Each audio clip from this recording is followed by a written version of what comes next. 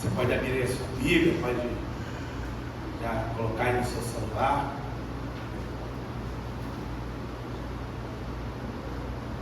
Todos acharam? Amém. Amém. Tem mais alguém? Eu espero, irmão.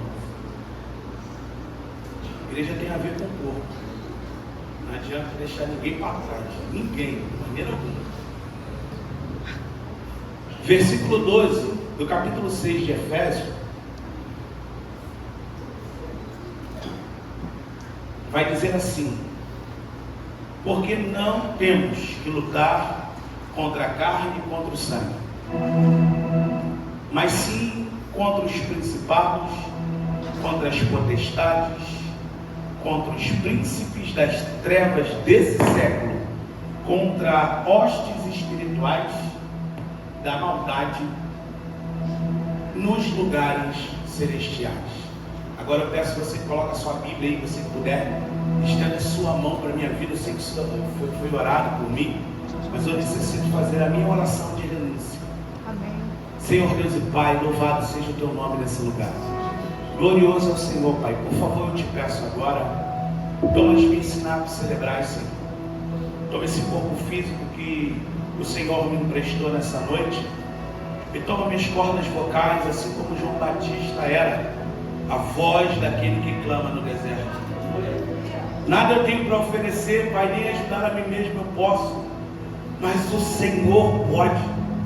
E notória é a tua presença nesse lugar, e como baila os seus anjos ministradores nesse lugar, ó Pai. Então, por favor, Senhor, me usa segundo a sua vontade e o seu querer, Senhor. Por favor, essa oportunidade não é minha, mas é do Senhor. E o Senhor que achou graça e misericórdia, Senhor, de que eu seja hoje o portador da tua voz. Mas nada eu sou, mas sim o Senhor é tudo, meu Pai. Por isso eu te peço, meu Deus, fala conosco nessa noite, em nome de Jesus. Livra a sua mão aí, vamos aplaudir a palavra de Deus.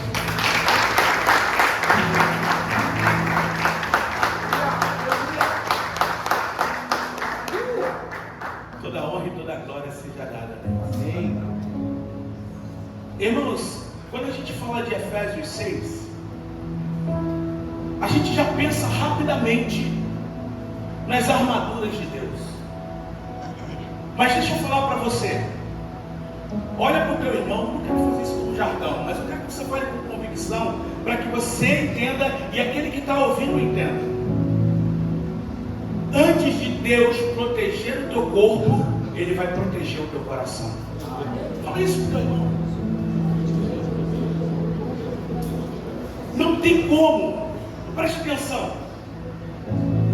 Satanás, desde os primórdios dos séculos, ele tem sempre atuado, sabe aonde? No emocional. Eu estava falando de tarde, a gente veio numa consagração, todo mundo prega sobre Davi. E eu lendo a história de Davi, eu vi que o gigante foi lá durante 40 dias, bater lá na pilastra e falar: cadê o valente? Ou seja, ele estava oprimindo. Imagina um homem grande, forte, todo armado. O pessoal de Israel com uma estrutura muito mais baixa. Então Satanás, ele não mudou a estratégia. Ele sempre é opressor. Ele não mudou. E Paulo, quando vai escrever essas cartas em Efésios, ele começa a observar algo que ele precisava tratar dentro primeiro. São os dois pilares que eu vi que são fundamentais. O primeiro pilar que a gente vai falar é a instrução de Paulo, que vai falar sobre pai e filhos, filhos e pais. E a segunda instrução é servos e senhores. Porque a gente sempre prega, dizendo que Satanás, ele foi lá no Éden, ele ataca a família. Mas o Senhor elucidou a minha visão esses dias e mostrou que ele não atacou a família no Éden. Ele atacou a comunhão do homem para com Deus. Porque Adão e Eva eram só. As escrituras vai dizer que ela saiu da costela. Então quando eu estou falando de homem, eu também estou falando de mulheres. Então Deus, ele veio atacar o quê? A comunhão. E a questão também do serviço. Lá em Gênesis, você vai ver Deus, ele criando o homem do barro. Eu posso ver ele contemplando, sabe, tudo que ele está fazendo lá. E a Bíblia diz que ele sopra o Ruach Kadosh.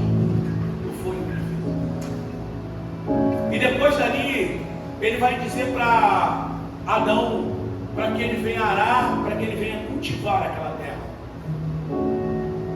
Serviço. Então, quando Adão terminava a parte do dia, automaticamente à tarde, ele tinha um lugar que ele ia encontrar com Deus. Não com Deus só para apresentar os seus serviços, mas encontrar com o seu Criador, encontrar com o seu Pai. Então a relação que Satanás veio fazer foi isso. E o que Cristo veio fazer foi, de novo, ligar o homem, não a religião. Não ligar o homem à cultura ou à religiosidade, mas veio religar ao homem à paternidade. O povo de Israel já tinha Deus, o povo de Israel já tinha leis, mas o que eles não tinham era a comunhão inicial, aquilo que Jesus veio trazer, ensinar sempre fazendo as coisas, não segundo a sua vontade, mas a vontade de seu Pai. Jesus ele não veio apresentar um Deus. Deus aquele povo já tinha, já sacrificava, fazia ofertas, fazia seus cultos, as suas orações, mas o verdadeiro relacionamento, a verdadeira intimidade, o povo deixava para trás. A gente consegue, pastor, servir a Deus sem ter comunhão com Deus. De repente você vai falar, poxa, caramba, você está enganado. Se eu não me engano, lá em Apocalipse vai falar assim: Senhor, eu não profetizei no seu nome? É crente, não é? Hã? É crente ou não é? Eu não expulsei demônio no seu nome? É crente, é pentecostal. Ele vai dizer assim: apartai-vos de mim, maldito, porque não vos conheci. Conheci a mesma palavra usada lá, onde vai dizer que José não conheceu Maria, que no grego chama-se ginóstico, que significa relacionamento. A gente pode servir a Deus sem ter relacionamento com Ele, porque a gente já sabe. Ó, chega aqui e canta os louvores, já sei. Deus, senta aí um pouquinho do lado aí, que aqui eu já estou vindo, eu já toco muito, eu já prego muito. Aí agora acabou, a gente entra na parte ofertória. Algumas liturgias são diferentes, né? Agora prega, dá a bênção apostólica e Jesus fica ali do lado de fora e eu entro quando? Deus. Porque a gente acha que o culto é aqui. O culto é dentro da nossa casa. O culto é diário. Esses dias o Espírito me fez eu contemplar uma coisa que eu fiquei doido. Não existe ontem nem amanhã. Só existe hoje. E às vezes a gente fica preso lá atrás no passado. Ah, o que eu podia fazer? Já foi, filho. Vê o que você pode fazer hoje. Amanhã você pode até projetar, mas pode não existir para você. E aí você está deixando para ter intimidade, deixando para ser usado por Deus, deixando de fazer aquilo que Deus, achando que há tempo. Eu lembro que um dia, deixa esse falar. Eu estava tomando banho, justamente para ministrar, e ele falar assim, eu escutei o Espírito Santo falando assim, poxa, vocês estão de brincadeira. Eu falei, por que assim? Quando vocês não estão convertidos, e que alguém quer pregar o amor de Jesus para você, e você fala, pô, você está Jesus? Não, é no tempo de Deus, vocês conhecem o Kairos, mas depois que vocês aceitam Jesus, vocês querem tudo no seu tempo e esquecem do Kairos. Deus, ele não está preso, irmão. Ele não está preso no passado, não está preso no presente e nem está preso no futuro. Ele pode transcender a todos esses tempos. Esses tempos para Deus não significa nada, porque Ele é o Criador. E às vezes você fica aflito, fica ansioso. Por quê? Porque acha que os seus dias, os seus tempos estão passando, mas Deus tem tudo escrito. A Bíblia, e Paulo vai dizer, que é um dos autores de Efésios, que Ele já nos predestinou. Só que por tanto amor que Ele tem por mim e por você, Ele não te obriga a fazer. Porém, Ele te chama você para escolher aí. E o que Satanás fez como um pai amoroso? Satanás não. Deus, como um pai amoroso, Satanás veio destruir esse relacionamento entre o homem e Deus. E Paulo conseguiu perceber que lá na igreja de Efésios estava acontecendo a mesma coisa. Pastor, como é que você prova isso? Porque ninguém chama atenção de nada que não esteja errado. Se a pessoa faz algo de errado, não faz isso não. E Paulo, a Bíblia vai dizer que Paulo está advertindo a igreja de Efésios. Está demonstrando, a palavra demonstrar é chamar a atenção. E a primeira coisa que ele vai chamar a atenção, ele começa recitando: vós filhos, sede obedientes aos vossos pais no Senhor. Aos vossos pais no Senhor, porque isso é justo. Honra o teu pai e a tua mãe, que é o primeiro mandamento como promessa. Não está dizendo que o teu pai ou a tua mãe tem que ser bom, tem que ser legal, tem que ser crente. Não está dizendo. Só está mandando você honrar. Pega isso aí. Sabe por que o benefício é para você e não para ele? Aí ele vai dizer o benefício: para que te vá bem e viva muito tempo sobre a terra. E vossos pais não provoquei a ira dos vossos filhos, mas criai-os na doutrina, na demonstração do Senhor.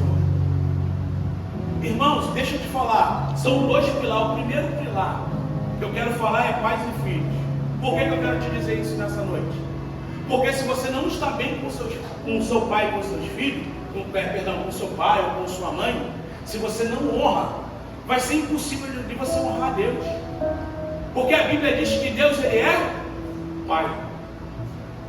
Então, se você aqui na terra, você tem a visão de um pai ruim, você tem um relacionamento com seus pais ruins, como é que vai ser o seu relacionamento com Deus que você não vê? Como vai ser? Então Paulo sabia que tinha que tratar isso dentro do coração de Efésios. Antes de partir por uma briga espiritual, antes de elevar o nível espiritual, Paulo tinha que tratar o interior daquele povo. O povo de repente orava muito, o povo de repente jejuava muito, subia muito monte, mas estava com o coração, sabe, quebrado. Estava com os princípios quebrados. E Deus não trabalha com princípios quebrados. E eu quero falar uma coisa: a maior dificuldade de muita gente se submeter a Deus é justamente isso. Porque infelizmente tem referência de pais que são ruins. A pessoa fala: meu pai é ruim pra caramba, minha mãe é ruim pra caramba. Pô, e Deus é pai? Que visão! Agora para os pais, é pra gente. Que visão que os nossos filhos estão tendo de nós? É o que eu pergunto todos os dias ao Senhor. O Senhor, ele me deu duas frases que são muito semelhantes. A primeira frase foi: aquilo que eu quero que o meu filho seja, isso eu preciso ser. E a segunda frase que ele colocou no meu coração é: os filhos refletem quem os pais são. Os filhos refletem quem os pais são. Então não adianta, faz o que eu faço, não faz o que eu faço, faz o que eu faço. Isso não cola, gente. Isso nunca vai colar, isso nunca colou. Então você tem que restabelecer. Eu não sei qual foi o problema, qual a condição que você está. A gente tem que restabelecer o contato paternal. Por isso que Deus, ele vai trabalhando na família. Ele vai no princípio familiar por causa disso. Ele trabalha justamente no emocional. Porque uma família que está unida, uma família que está se honrando, que está cumprindo os princípios, pode passar até por tempestade, pode passar até por dificuldade, mas ela vai superar. Ela vai entender que todas as coisas estão em Deus. E tem muita gente que está dentro da igreja com um relacionamento paternal com Deus. Acredita como um Deus todo-poderoso, mas não consegue entendê-lo como um pai zeloso. Um pai que ama. Um pai que está disposto a ouvir. Satanás, ele trabalha de maneira tão árdua, que ele vai frustrando as pessoas a ponto de... Estou falando de mim, tá? Ele vai frustrando as pessoas a ponto de você achar que Deus já não olha mais para você. É como eu sempre gosto desse exemplo. Eu tenho 2 filhas, agora ela está um pouquinho maior, A de 10 anos está ficando mais sabida. Mas Maria Eduarda é minha filha primogênita. Se eu desse 10 reais a ela, ela pegava os 10 reais. Se ela precisasse comprar alguma coisa, ela me pedia 10 reais e ainda me pedia para que eu comprasse aquela coisa. Ela guardava os 10 e eu ainda tinha que comprar para ela.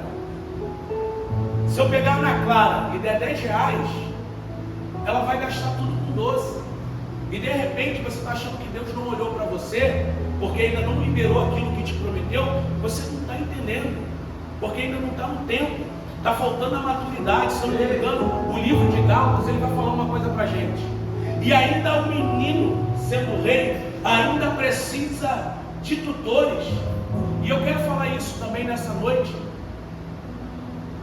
Eu quero dizer para você que reis, que escravos não tem como governar. A gente já vai partir para o segundo pilar, que é o de senhores. Só reis. Deus tirou Moisés lá de um povo escravo e colocou lá no povo de majestade do Egito. Não tem, a gente tem que mudar a nossa cabeça. Nós temos que mudar a metanoia, o nosso pensamento. Paulo falou, andai na renovação do pensamento. Eu já estou entrando no segundo pilar, que é o Senhor.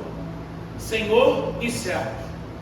Ele vai dizer assim, vós servos, obedeceis os vossos senhores segundo a carne. Está falando do trabalho braçal, com temor e tremor, na sinceridade do vosso coração, como a Cristo, servindo à vista, como para agradar os homens, mas como servo de Cristo, e fazendo de coração a vontade de Deus, servindo de boa vontade como o Senhor, e não como os homens, sabendo que cada um receberá o Senhor todo o bem que fizer, seja servo ou seja livre.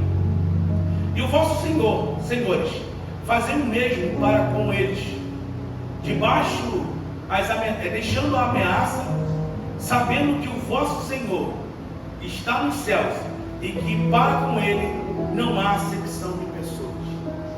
Deixa eu fazer essa transição aqui.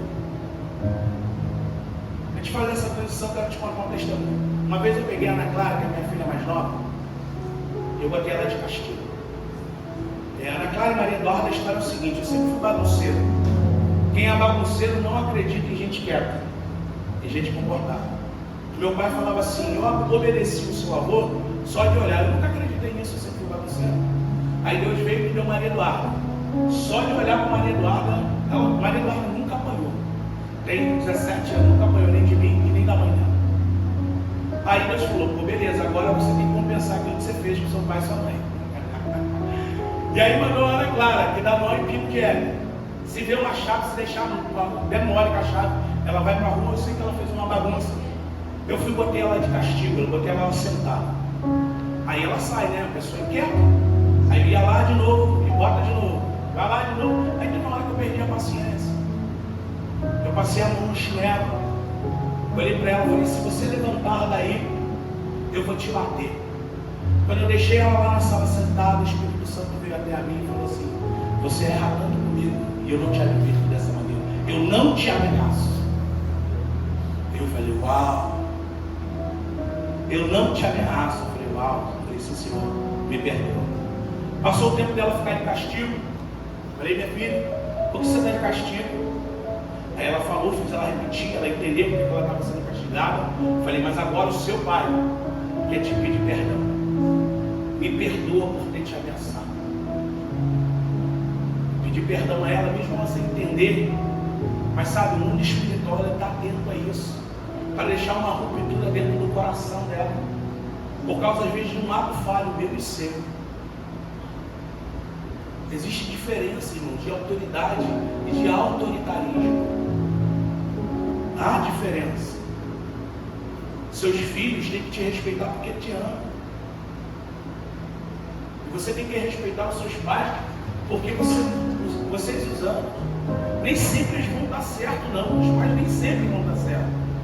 Mas sempre que eles acertando ou errando, eles sempre vão estar pensando no melhor dos seus filhos. Por que esse outro pilar é importante de servo e Senhor?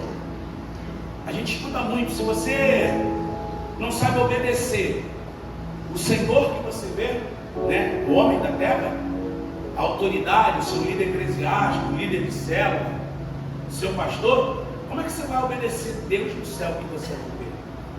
Então, por isso, Paulo sabia que tinha que restaurar isso. E aqui eu quero te contar uma história da minha vida.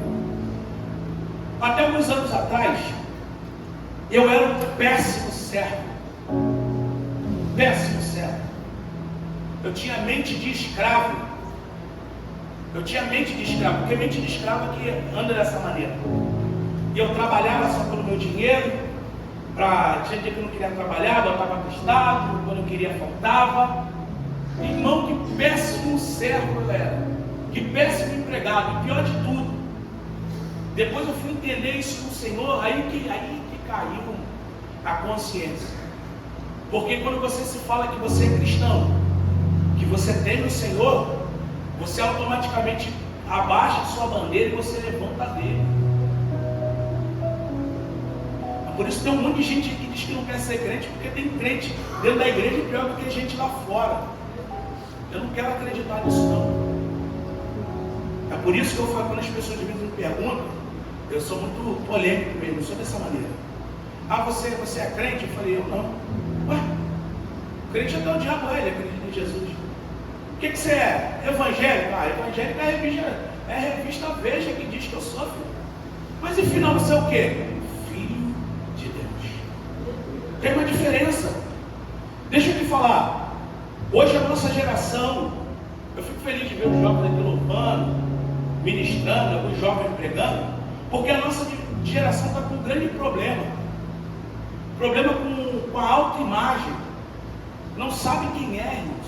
Hoje, infelizmente, tem uma geração que você olha assim, você não sabe se é um menino vestido de menina, uma menina vestida de menino. Você não consegue saber o que é. Isso é falta, sabe de quê? Identidade.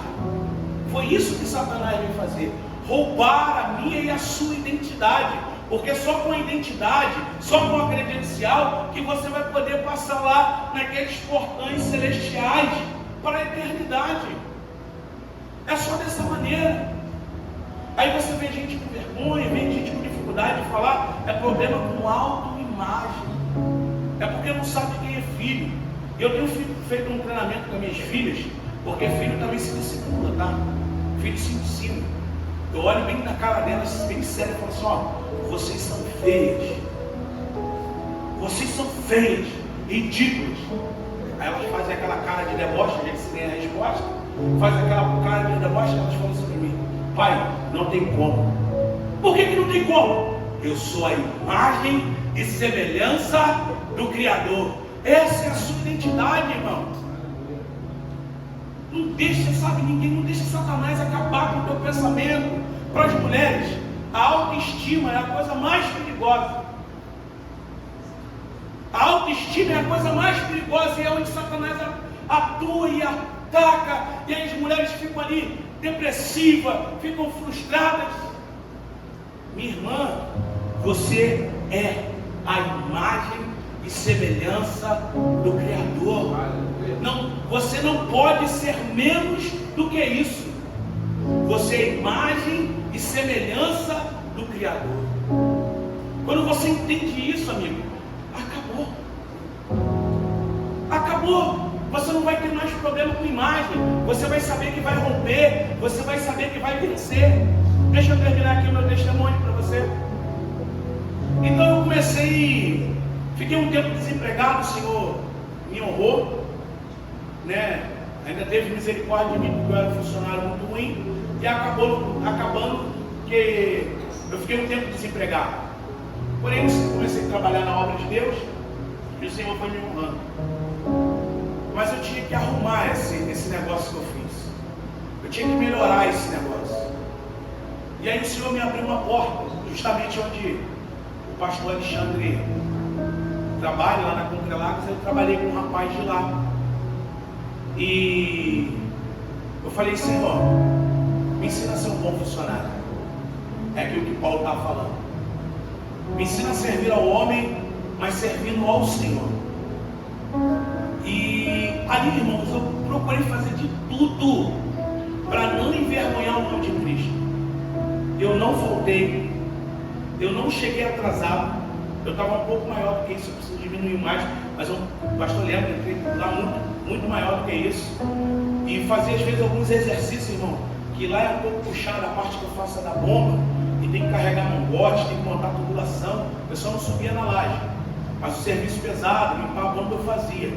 E isso me dava muita dor nas costas. No outro dia eu não tinha um pico de vontade de ir, mas eu falava assim: Senhor, eu preciso honrar o teu nome, porque o que era errado eu fiz até agora, até hoje eu não, eu quero fazer o que é certo. O Senhor ali, ele já estava destravando a minha mente, não de servo, mas agora para ser Senhor. Por que eu estou falando isso para você? Porque Jesus, ele vai voltar para buscar senhores e senhoras, reis e reis, porque ele é Senhor do Senhor e Rei de reis. Então não adianta, se tiver mente escrava. Eu estava até lendo aqui um versículo aqui passado, Paulo falando que agora ele preso, ele era livre para pregar o evangelho. Olha que loucura. Um homem que estava preso estava livre para pregar, pregou mais do que quando estava solto, irmãos. Isso é o que? É o poder de Deus, é o que Deus faz. Eu falei assim: Senhor, eu preciso te honrar. E todo dia eu levantando, honrando o Senhor ali dentro do possível. Andava, não sei se o pastor Alexandre sabia disso, andava 2 km, 4 km. Andava, não pagava passagem, então eu tinha que andar 2 km a pé, com aquela bota horrível, para poder ir trabalhar, até ganhar confiança, até poder ir com o caminhão para casa. Falei assim: eu vou desistir, mas eu preciso honrar o Senhor, eu estou precisando, eu tenho que acertar as coisas, eu preciso me ajustar. Deus, ele foi ali moldando o meu caráter. Tem coisa que Deus usa na minha e na sua vida, que é para moldar o seu caráter. E ali em meio a toda aquela dificuldade, irmãos, eu não cedi. Aí passaram-se 8 meses, eu procurando ali, sendo servo fiel, não do homem, mas do Senhor que eu servia. Veio o meu patrão e falou assim: Rodrigo, eu falei: pois não, eu vou ter que te mandar embora. Aí eu falei assim: hã? Eu vou ter que te mandar embora. Eu falei: tá bom. Aí ele me perguntou: você vai... Eu estava tentando ainda entender o que estava acontecendo. Quando você erra, quando você faz alguma coisa de errado, você sabe que está sendo punido por aquilo. E eu tinha certeza dentro do meu coração que eu fiz aquilo com todas as minhas forças e tudo para honrar o Senhor. Aí ele me perguntou: você vai fazer o aviso prévio? Eu disse para ele assim: eu vou. Aí ele virou para mim: mas se você tacar o caminhão em cima de outro carro? Eu falei: irmão, perdi o emprego, não perdi o juízo não. Você trabalhou, já era Davi, você trabalhou 6 meses comigo, você não conhece o meu caráter, não conhece quem eu sou? Quer dizer que eu perdi o emprego, perdi o juízo, vou tacar o caminhão, vou matar alguém? Então como é que eu vou saber se vou matar alguém ou se eu só vou trazer um prejuízo? Enfim, ali trabalhei o aviso prévio. Eles arrumaram um motorista que não pôde atender eles no dia. Trabalhei mais 11 dias. E depois ainda voltei lá para fazer uns freelances. E ali eu fui e fiquei 4 meses desempregado. Estava tentando rodar no Uber, fazer alguma coisa aqui, uma coisa ali. E mesmo assim indignado, falando: poxa, Senhor, a hora que eu fui fiel, a hora que eu fui certo, o que está aí de errado? O que eu fiz de errado? Cadê o trabalho que o Senhor falou que ia me honrar? Aí quando foi alguns meses, mês passado, um outro colega da gente que trabalha lá me pediu para tirar uma semana de trabalho.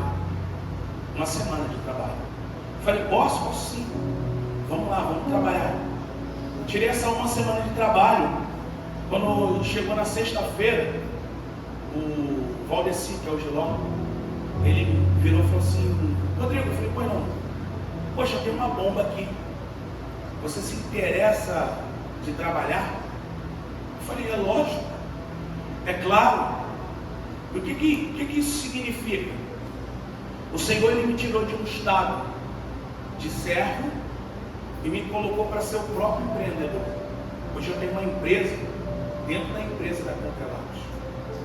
É assim que o Senhor faz quando você honra. Mas não tem como você governar alguma coisa ou governar algo se você tiver cabeça de escravo. Aí hoje o Senhor também está novamente me ensinando outras coisas. Hoje eu estou tendo dificuldade com ajudantes. Eu falei: hoje eu estou aceitando. Eu fico triste, eu fico chateado, entrego ao Senhor, mas falo, Senhor, eu entendo que isso aí com certeza é encargo daquilo que, tudo que eu causei lá atrás. Primeiro eu quero te pedir perdão e me ensinar essas pessoas, e me ensina a ter paciência com esses ajudantes.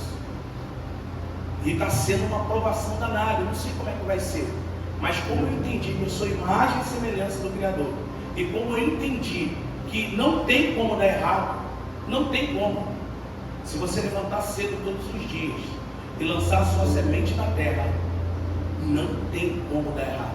Amém.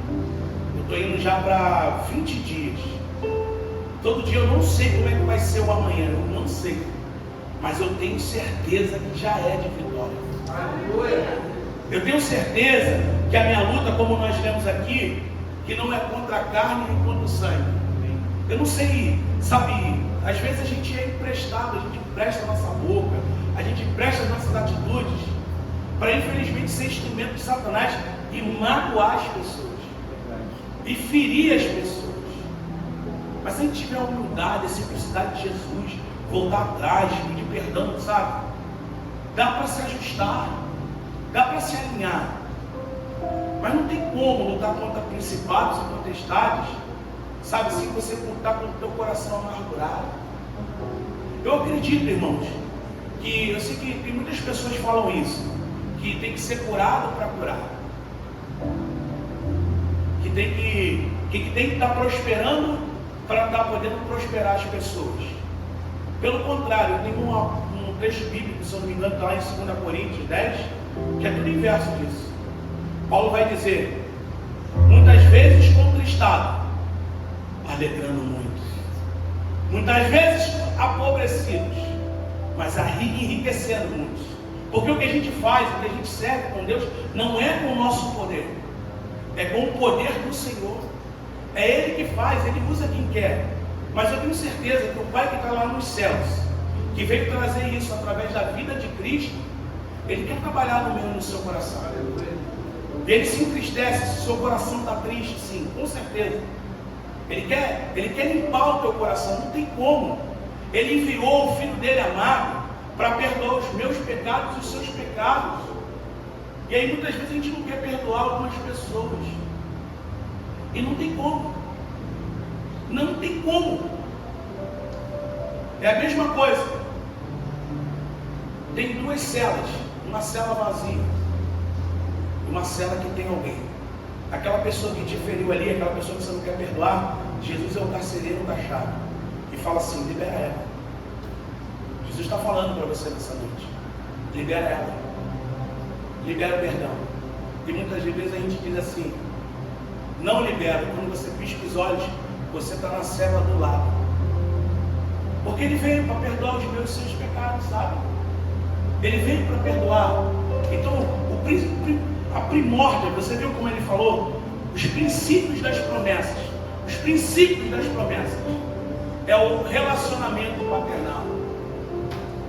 É o relacionamento paternal. E Deus, antes de armar você para toda essa guerra espiritual, colocar o capacete da salvação, a couraça da justiça, o cinto da verdade, a sandália do Evangelho, o escudo da fé e a espada da palavra, Ele quer blindar o teu coração. Só que não tem como Ele blindar o teu coração antes dele meter a mão ali, limpar e tratar tudo ali. Porque se o emocional está bem, irmãos, até sem armadura você vai para a batalha. Ah, meu Deus! Pega isso aí, irmão. Se o seu coração está puro, se o seu coração está limpo, tu passa a mão num pedaço de pau e chama de cajado ou de espada, passa a mão num punhado de pedra, arruma um estilingue, irmão, e chama na cabeça do gigante que aparece. Mas se o seu coração está entristecido, se você está em confusão, você pode ser até um guerreiro habilidoso, cheio de armadura. O inimigo ele vai te vencer. O inimigo vai te paralisar, como fez isso diante de um exército poderosíssimo. Eu sempre paro e penso e falo, não é possível, ali no meio daquele exército de Israel, não ter um homem habilidoso e rápido para ganhar aquele gigante. Ainda mais quando a gente assiste aquele filme do, acho que o nome dele é Cavalo de Troia, quando o cara pega lá aquele cara, o lourinho lá, como é o nome dele? Eu esqueci. Como é que é o nome? Não, cavalo, como é que é? O Brad Pitt. Aí ele passa por debaixo do gigante, vai lá e pum, chama a espada no gigante. Eu falei, não é possível, cara. Mas quando você está lutando a guerra do Senhor, irmãos, quando você está de coração limpo, até sem armadura você vence as batalhas no dia. Até em meio de dificuldade, irmão, você faz a dificuldade, sabe, se transformar em facilidade. Mas você precisa estar com o seu coração limpo. Coloque-se de pé nessa noite, por favor. Aleluia.